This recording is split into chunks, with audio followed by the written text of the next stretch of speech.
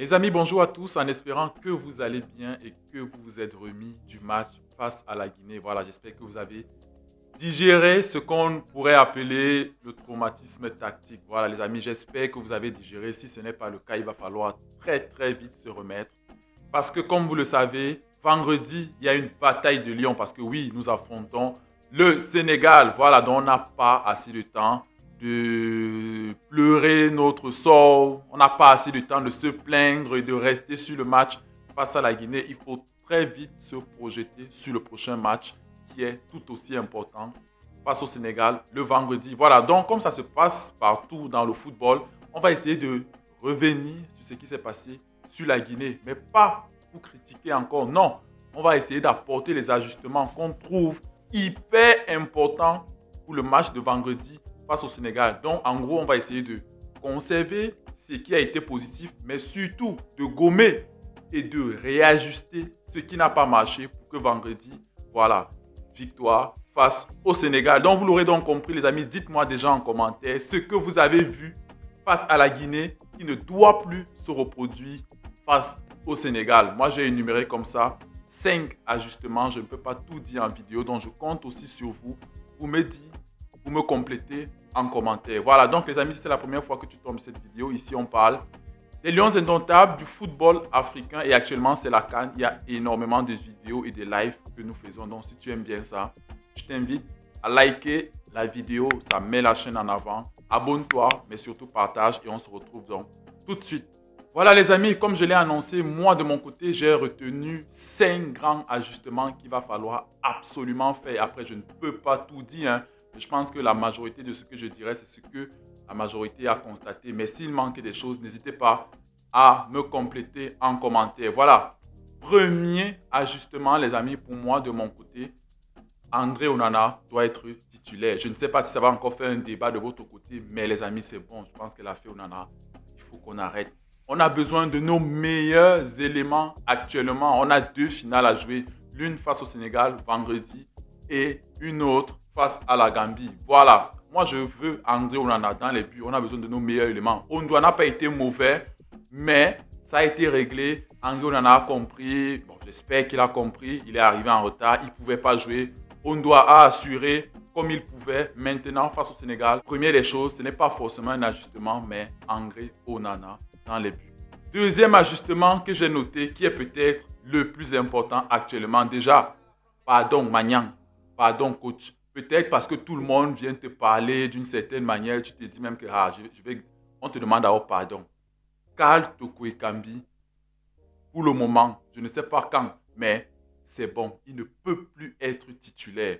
On a essayé, tu as essayé de le mettre à chaque fois, mais à chaque fois que tu le mets, il s'enfonce encore plus parce qu'à chaque fois, tu veux lui donner une deuxième chance, mais ça va de mal en pire. Ce n'est pas bon. Non, Karl Toko Ekambi doit être sur le banc. Peut-être, je ne sais même pas s'il peut entrer actuellement, vu ce qu'on a déjà vu étant titulaire. Il ne peut pas actuellement nous être très très utile. Oui, après, je peux le dire maintenant, demain on le fait entrer, il marque et tout. Mais non, de ce qu'on a vu actuellement, coach, Karl Toko Ekambi, c'était bon. Il faut d'abord le laisser. Il faut le mettre sur le banc. Peut-être que c'est le banc qui sera un déclic pour lui. Qui sait? Tu lui as accordé une chance, 2 chances, 3 chances, 4 chances en attaque sur le côté. Ça ne donne pas. Mais Karl Toko Ekambi sur le banc. Voilà, peut-être que c'est là qu'il aura un déclic et en entrant, qui sait? Ou bien un prochain match, qui sait? Mais face au Sénégal, il faut reposer Karl Toko Ekambi. Le troisième ajustement important pour moi, le cas Castelletto.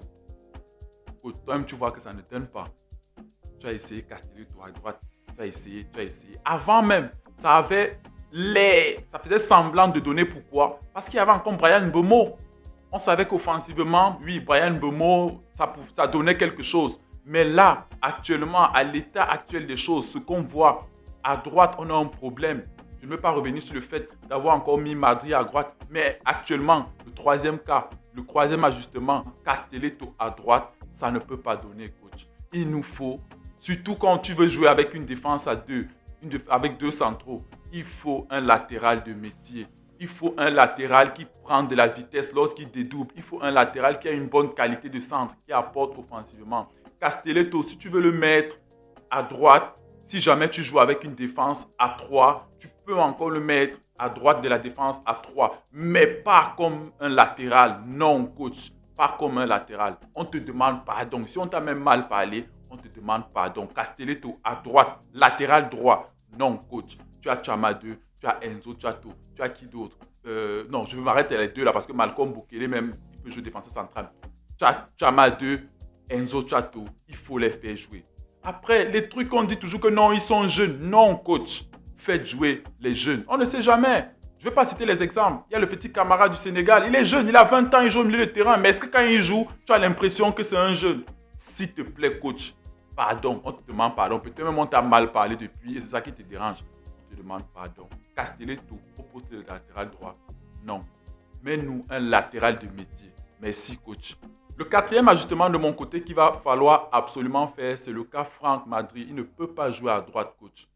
Toi-même, tu as vu qu'à droite, là, Franck Madri, ça ne donne pas. Il s'est même battu comme un lion. Il a fait tout ce qu'il faut. Mais il faut le mettre dans l'axe, coach. Franck Madri à droite, non. Mieux tu mets un joueur qui a de la percussion, qui a une qualité de centre. Tu connais ton effectif. Tu connais qui peut mieux le faire. Tu as essayé Franck Madri à droite. Ça n'a pas donné. On n'a même pas perdu le match, on a fait un match nul. C'est juste parce qu'on a senti que ce match était accessible vu que la Guinée était à 10. C'est un ajustement qu'on te demande. Je ne dis même pas que moi je te demande. Les autres diront ce qu'ils veulent en commentaire. On veut Franck Madri en pointe. Et sur les côtés, mets des joueurs qui peuvent prendre la profondeur, qui peuvent apporter de la verticalité qui manque tant à cette équipe et qui peuvent alimenter Franck Madri avec des centres parce qu'il a un très bon jeu de tête et il peut monopoliser une défense. Voilà, ça c'est mon quatrième ajustement. Et le cinquième ajustement, c'est peut-être pas le plus important. Le cinquième ajustement, mais je pense qu'il est aussi important. Ramène une sentinelle, coach. On a besoin de jouer avec une sentinelle. Je pense que Ivan Neyou doit redevenir titulaire. On l'a vu, tu l'as même vu. Tu as commencé avec Olivier Ncham un peu plus haut. Et après, il a fini le match en tant que, on va dire, régista, un meneur de jeu reculé.